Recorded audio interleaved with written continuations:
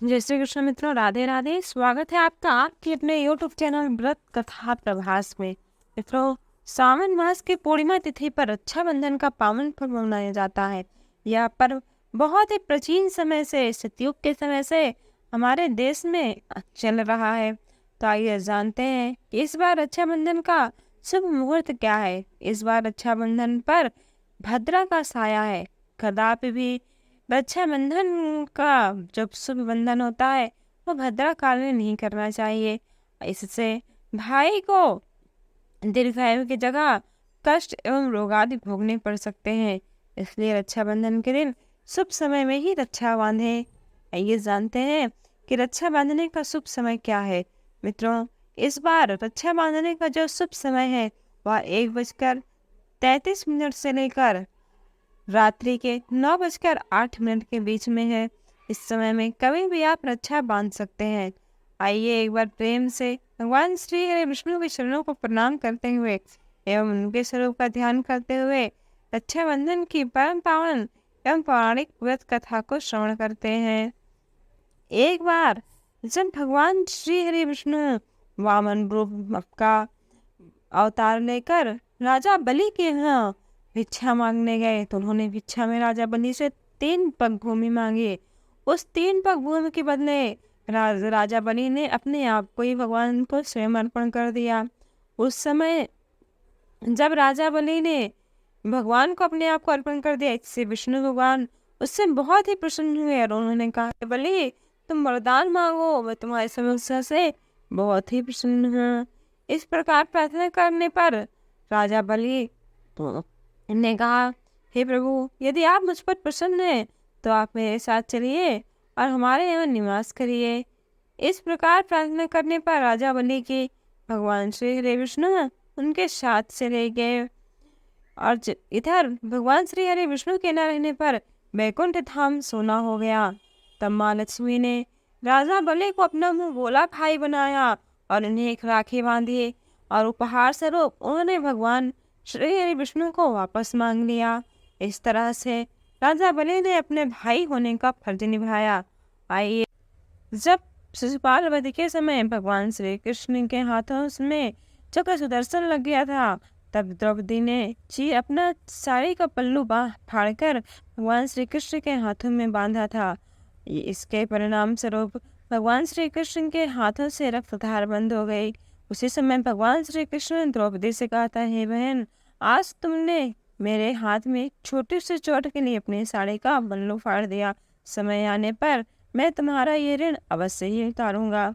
एक बार जब दुशासन ने भरी सभा में द्रौपदी का चीरहरण किया, उसी समय भगवान श्री कृष्ण ने द्रौपदी का चीर बढ़ाकर उनका यह कर्ज उतारा। तब से यह रक्षाबंधन का पावन पर्व हमारे देश में बड़ी ही धूमधाम से मनाया जाता है। आइए अब एक और पौराणिक कथा को श्रवण करते हैं। एक बार जब भगवान श्री कृष्ण से युधिष्ठिर ने कहा, हे प्रभु, मुझे रक्षाबंधन की वह कथा बताइए जिससे मनुष्यों की प्रेत बाधा तथा दुख दूर होता है। तब भगवान श्री कृष्ण ने कहा, हे पांडव श्रेष्ठ, एक बार दैत्य तथा असुरों में महाभयानक युद्ध छिड़ गया। वह युद्ध लगातार 12 वर्षों तक चलता रहा। असुरों ने देवताओं को पराजित करने के लिए अनेक उपाय किया और परिणाम स्वरूप उन्होंने असुर देवताओं को पराजित करके इंद्र को भी बंदी बना लिया। ऐसी दशा में देवताओं सहित इंद्र अमरावती को दौड़ कर गए। उधर विजेता दैत्यराज ने अपना इंद्रलोक पर स्थापन कर लिया और उन्होंने अपना राजपद घोषित कर दिया। अब इंद्रदेव सभा में न आए तथा अब कोई भी देवता मनुष्य कोई भी यज्ञ कर्म न करे, और यज्ञ कर्म में अगर करे भी तो मनुष्य देवताओं का नहीं अमित मेरा पूजन करे। दैत्यराज की ऐसी आज्ञा से यज्ञ, वेद, पठन पाठन तथा उत्सव आदि कार्य सभी समाप्त हो गए। धर्म के नाश से देवताओं के बल घटने लगे। यह देख इंद्र अपने गुरु बृहस्पति के पास गए तथा उनके चरणों में गिरकर उन्होंने निवेदन किया, ऐसी परिस्थिति में मैं क्या करूं हे गुरुदेव, अब आप ही मुझे कोई उपाय बताएं। बृहस्पति ने इंद्र की वेदना सुनकर उसे रक्षा बांधने को कहा। श्रावण पूर्णिमा को प्रातःकाल इस मंत्र से रक्षा बांधने का विधान बताया कि एन बद्धो बलि राजा दान इंद्रो महाबला तेन त्वाम विवादानम रक्षे माचल माचला। इंद्राणी ने श्रावण पूर्णिमा के पावन अवसर पर द्विजों से स्वस्ति वाचन करवाया और इस रक्षा के लिए तंतु लिया और इंद्र की दाहिनी कलाई में बांधकर युद्ध भूमि में लड़ने के लिए भेज दिया। रक्षाबंधन के प्रभाव से दैत्य युद्ध में भाग खड़े हुए और इंद्र के विजय हुई। इस प्रकार रक्षाबंधन में रक्षा सूत्र बांधने का सूत्रपात यही से होता है। भारतीय इतिहास के अनुसार मुसलमान शासक भी रक्षाबंधन की धर्म भावना पर निछावर थे। जहांगीर ने एक राजपूत स्त्री का रक्षा सूत्र पाकर समाज को एक विशिष्ट आदर प्रदान किया। इस संदर्भ में पन्ना की राखी का विशेषता उल्लेखनीय है। एक बार राजस्थान की 2 रियासतों में गंभीर क्लेश चल रहा था। एक रियासत पर मुगलों ने आक्रमण कर दिया और अवसर पाकर दूसरी रियासत वाले भी राजपूत जो थे वो भी मुगलों का ही साथ देने के लिए सैन्य सज्जा कर रहे थे। पन्ना भी इन्हीं मुगलों के घेरे में थी। उसने दूसरी रियासत के शासक को जो मुगलों की सहायता के लिए जा रहा था उसने राखी भेजा और राखी पाते ही उसने उल्टे मुगलों पर ही आक्रमण कर दिया।